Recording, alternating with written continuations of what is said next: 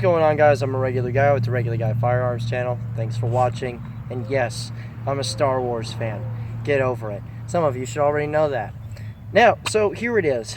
In the title, it says Palmetto State Armory A4 build instead of just rifle, right? Now, that's because the only part of this rifle that is not Palmetto State Armory is the lower receiver itself. All of the internal components in the lower receiver, upper receiver, buffer tube, buffer, spring, obviously the rest of the upper receiver as far as barrel assembly and everything else is Palmetto State Armory. Now, how I came about this was actually through their daily deals thing that they do on their website. And what they put up was their, quote, blemished upper receiver with 20-inch rifle length gas, 20-inch barrel rifle length gas system in it. There's an FN barrel in this particular upper receiver and stuff like that, and that includes an M16 profile bolt and carrier with the full-size stock and the stock components. That includes tube, spring, and buffer, and the lower parts kit itself, as well as an A2 grip. All of that was $400, so there it is. Practically stole this thing. Now, here's the thing. Oh, and what they mean by blemish, quote unquote, is that it was it was scratched during the build-up time or something like that, or pretty much anything that they bring to shot gets fondled with, and there ends up like a scratch on it. And in all honesty, when I got it, I couldn't find it as far as where the blemish was. So whatever. But on in the review, you know, a lot of guys go ahead and ask me, you know, what do you think about the 20-inch rifles in general, la-di-da, right? Now, from a performance point of view, okay, from a performance point of view as far as, like, shootability, accuracy, longevity of components, as far as just cycling components and stuff like that, the 20-inch guns are just better rifles. They were designed for the cartridge that you're shooting, rather than having the machine being scaled down to make everything work, right? So this was the design principle that it was built up for. Now, obviously, the A2 and A4 beefed up some things as far as barrel profile and a lot of other things. Well, not really a lot. There were several changes made. But for the most part, it was designed for this rifle, for this barrel length and gas system. So that's what gave me a little bit of interest in it. The first time that I really ran into a 20-inch rifle was at friggin' basic training before everyone replaced their stuff with M4s. And I was running around with M16A2, and yeah, we still did like bayonet assault course and stuff like that. So I guess not too long from now I can start to say that I'm friggin' old. Most of the time I think the guys in basic are running around doing pugils, not even knowing really what that's for. And talk about M16A2s and stuff like that. A lot of guys that are coming in from basic training, I have to teach how to use iron sights because they qualify with Aimpoint Comp M4s or the M68 as it is, or as it's designated now. So it's weird. But after basic training and stuff like that, I ended up being assigned an A4 with frickin' ACOG and stuff like that. Did a bunch of DM and DM style work as far as just, you know, where you fit in the platoon and stuff like that. And that was post being a SAW guy, and then after that just ended up with like an M4 and all that jazz. But it's been a long time since I messed with a rifle length gun, and in that time frame, I got really, really used to the shorter guns, you know, the carbine and the mid-length stuff. And I got to tell you what, as far as just a performance side of the house, you can tell that this is what it was made for. First couple of rounds that I fired out of it, it felt like I was shooting very, very weak ammunition, but that's just how it's supposed to cycle. I will say that the gas port diameter in the barrel here and the gas system are all attuned as design called for. So you have a nice neat little brass pile just kind of sitting there and stuff like that, and it'll cycle pretty much everything that I put into it. Well, not pretty much everything that I put into it reliably, even if I started with Wolf, which actually really did surprise me. because other guns that I've used in the past, or that I've had very favorable reviews of, like stuff from Danny Defense and whatnot, that would have mid-length gas systems and shorter. With the mid-length gas systems, I pretty much got used to the fact that the first couple of rounds that you fire with Wolf, between 2 and 5 rounds, it's not going to want to cycle really like super well, and then after that, that problem goes away.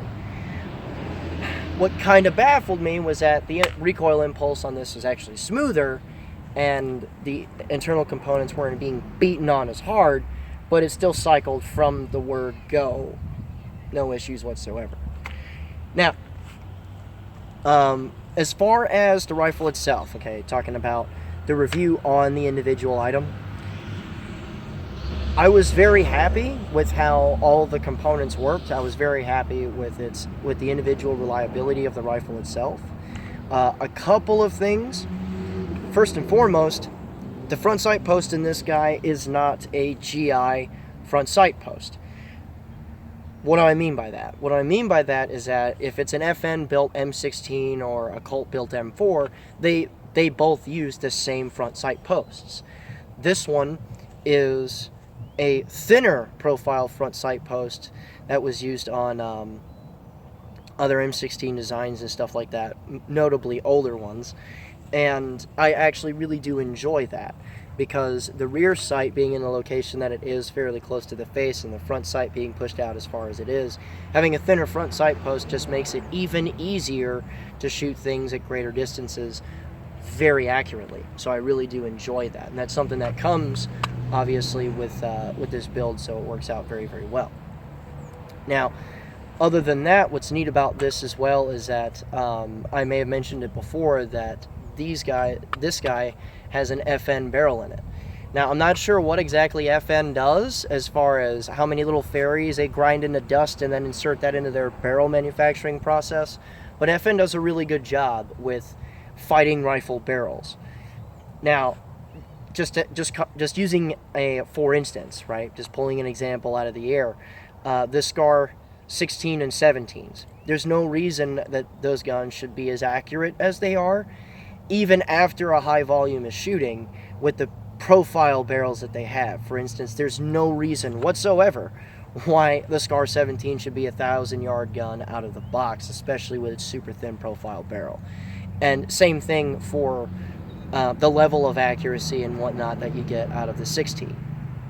Okay, they've been making machine gun barrels for a long time too, and I've never had accuracy problems out of 240 Bravos, Limas, or 249s, okay? Now, with their AR-style rifles, same holds true. Frickin' the rifle itself is very accurate as far as what you individually need, and as far as practical accuracy, I'm very pleased. Just, that's all that is. You guys are about to see a little bit of footage from me shooting very early with it. I was using some 55 grain Wolf, the steel case stuff. It's not known for its accuracy, but I wanted to shoot a practical accuracy group out of 1/3 size human silhouette piece of steel. Went for the dome, and then went for the basically center of the chest, and I painted it white and stuff like that, so you guys will be able to see it very well.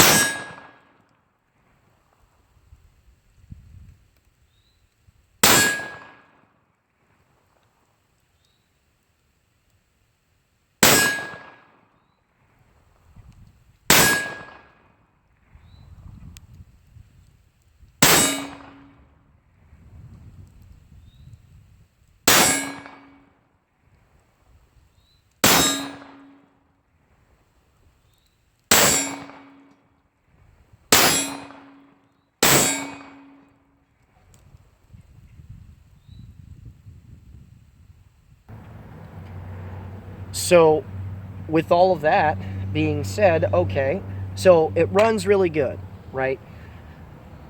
What about what it came as when it was shipped to you? Well, I'm pleased with how Palmetto ships their products, honestly, because it reminds me a lot of like Bravo Company Manufacturing, which is a company that's just held in very high regard, and I hold them in very high regard. Like those guys in Daniel Defense, where there is a copious amount of preservative oil and stuff like that that's thrown on the out and inside of their parts, just to prevent corrosion and whatnot as it's being transported from point A to point B. Now, what I really enjoy is the fact that all of that was sent to me, but I thought I was actually going to have cycling issues. When I put this guy together on this lower receiver, what ended up happening was that the new parts were pretty tight.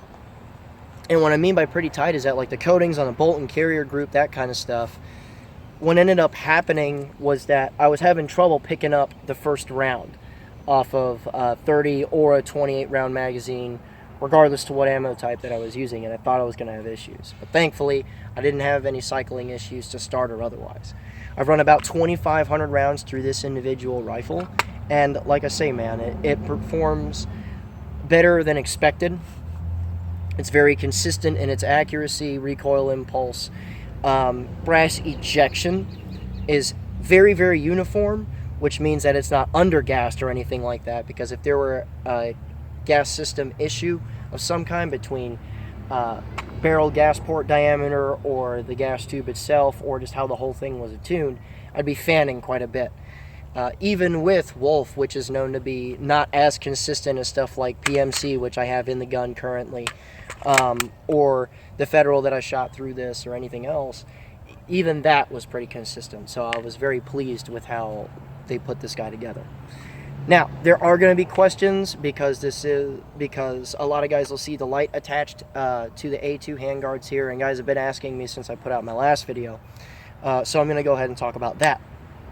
Okay. So here's the deal. First and foremost, the light that's up here is a Streamlight ProTac. I really do like these lights. I'm getting ready to do a review on them because I have several of them now, and I really do like the lights themselves.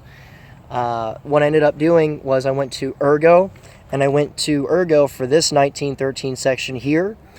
What that I'm going to post a link for that in the description below, simply because I had to do a little bit of hunting to find it. But what it essentially requires you to do is to take that portion of the handguard off, pull the heat shielding out of it, bolt the rail section to it, put the heat shielding back, put the handguard back, done, right? Just make sure that when you're installing it, that you keep it centered. It does like to move around a little bit, but after that and some Loctite, you're good to go. Also, you guys may or may not have seen the 1913 offset section that is bolted onto the Ergo 1913 section, and that's from Daniel Defense. I've been using those guys for like everything as far as whatever it is. Okay, if I have a key mod handguard or something, I'm mounting that to the 12 o'clock rail, or you guys have seen it on like my AK-74 and on the Ultimac for that, and other 47 style rifles that I have too. So that's very good to go in my eyes. It hasn't failed me at all yet, so there you go. The rear sight in here is an LMT. I really do like the A2 style rear sight. Just the whole system is really nice because you have an elevation drum here, which a lot of people don't even know how to use. But if you do know how to use it, you can shoot pretty damn far, pretty easily. With the set of peep sights that are here, you still have the low light and daylight apertures, which works out real well. The Aimpoint Comp M2 up here is affixed by a LaRue lower 1/3 co-witness mount, which kind of gets all this, the front and rear sights, kind of out of the way a little bit, because I can see how a lot of guys would have issues with obscurity a little bit, and I would too. So I just decided to get a slightly higher mount, and instead of the A2 grip that came with the whole thing, minus the lower receiver itself, I went ahead and got a rubberized Myad from Magpul, and it works really, really well. I like it mostly because of just how it feels. It makes the whole package feel pretty good. Everything else, I kept it right-handed as far as regular GI charging handle and magazine release. I may decide to finger fuck a couple other things and add like a Raptor and a Troy mag release, but right now I'm kind of in nostalgia mode for the most part. I just kind of added things that I would need for, you know, day and night. But as it is right now, I actually really like it. Now, a lot of guys are going to ask about length of the stock and how they don't like the lengths of the stock. There are a lot of different options that you can go through. I picked the standard length stock for this, mostly because I have long noodly arms and I can get in there. If you want a shorter length stock, you can go with an A1 style stock. They're quite a bit shorter. Basically the same length as like Warsaw packed AK stocks and stuff like that. So if you want a shorter length of pull on the stock, you can go ahead and certainly find those. Now, here's a big gripe. A lot of dudes say that, okay, that's cool, but I never use it for anything serious, especially home defense, because it's just too long, right? Well, here's the deal. No, it's really not. You just need to know how to do things. For decades, dudes have been clearing rooms with these, and a lot of guys will ask, okay, well, how do I clear corners or small spaces with it? And really what it turns into is you're getting ready to come around said corner and you're plying around it. That all you have to do is just get some more standoff. That's not a big deal. If you're taking a tight turn, you're going to end up doing what a lot of us end up having to do anyway, and that's as you take that tight turn, you're going to have to break the stock out of the shoulder and take the turn that away.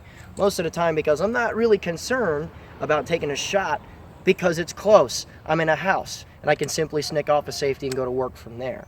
It's not that hard. You literally just point the rifle because it's that close. Okay, really isn't that big of a deal. Dudes were doing it for decades before the M4 took over, and in all honesty, this is just a better rifle all the way around. So there's that. And of course, there's still going to be naysayers and all that, but I don't care. If you have any further questions, go ahead and throw them in the comments box below. I just realized that I didn't put a GI magazine in this for this review. Shame on me. I should have had it. It would have flowed a lot better, but whatever. But if you have any questions, go ahead and throw that in the comments box below. If you have any opinions about the 20-inch rifle, good or bad, I don't really care what it is. I like the discussions that go on, for the most part, in the comments section, because you guys are sensible as hell, those of you that follow this channel, and I really do enjoy the opinions from everybody there. And yes, I do read them. So, there it is. With all that being said, remember guys, a regular guy's firearm is the last defense against tyranny. Be easy.